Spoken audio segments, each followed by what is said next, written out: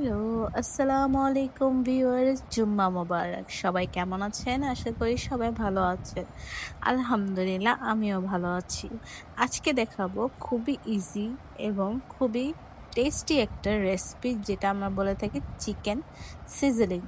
তো ফার্স্টে আমি এখানে চিকেনের হাড্ডির পিস সহ এবং বন পিসগুলা এবং বেস্ট পিসগুলো সবই ছোট ছোট কুচি করে নিয়েছি। দিয়ে দিলাম আদা রসুন 1 চা চামচ, দিয়ে দিব সয়া সস এবং হাফ চামচের মতো সাদা গোলমরিচ গুঁড়ো, স্বাদ অনুযায়ী লবণ দিয়ে দিব। আর দিয়ে দিব হলো লাল মরিচের গুঁড়ো হাফ চা চামচের মতো।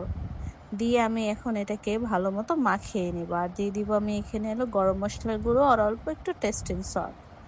আর আমি এখানে আমার হাত দিয়ে মাখিয়ে নিচ্ছি। মাখিয়ে নেওয়ার পর আমি এখানে দিয়ে দিব 1/4 কাপের একটু কম ময়দা। ময়দাটা দিবেন বা কর্নফ্লাওয়ারে দিতে পারেন, আমি এখানে ময়দাটা ইউজ করেছি। দিয়ে আমি এখানে ভালো মতো মাখিয়ে নিব।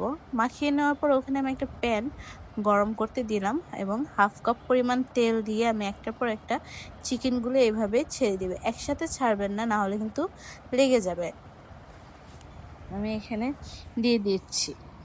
রেস্টুরেন্টে যেহেতু এগুলো পাতলা পাতলা করে পিস করা হয়, আমি কিন্তু বাসার মধ্যে একটু কিউব আকারে পিস করেছি, যেহেতু আমরা বাসায় এগুলো খাবো।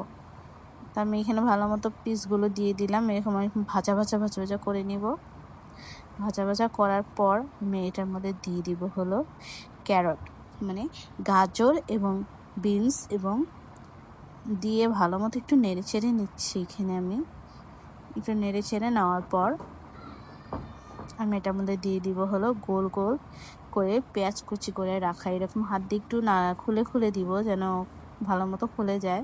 পেঁয়াজগুলো এরকম গোল গোল করে কেটেছি। আপনারা চাইলে কিউব আকারেও কাটতে পারেন। গোল গোল করে কাটলে কি হয়, একটু এই খুলে যায় এবং পেঁয়াজটাও ভালো মতো গলে যায়। দিয়ে আমি এখানে স্বাদ অনুযায়ী অল্প একটু চিনি দিয়েছি। আর এখানে একটা সস তৈরি করব। ওখানে আমি দিব হলো dark soya sauce, chilli sauce, tomato sauce, আর এখানে আমি অল্প একটু চিনি একসাথে মিশিয়ে নিলাম। মিশিয়ে নেওয়ার পর আমি এখানে দিয়ে দিব। আর এখানে দিয়ে দেওয়ার পর হলো আমি এখানে গোলমরিচ দিয়ে দিব।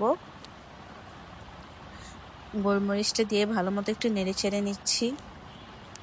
নেড়ে চেড়ে নেওয়ার পর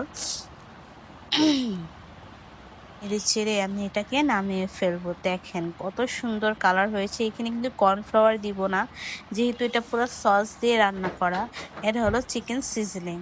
দেখেন কত সুন্দর হয়েছে। সেটা আমাদের আলাদা ফুটেজ নেই, কিন্তু আমি এটাকে এই রাইসের সাথে সার্ভ করেছি। এবং আমাকে সাবস্ক্রাইব করতে ভুলবেন না। আসসালামু আলাইকুম।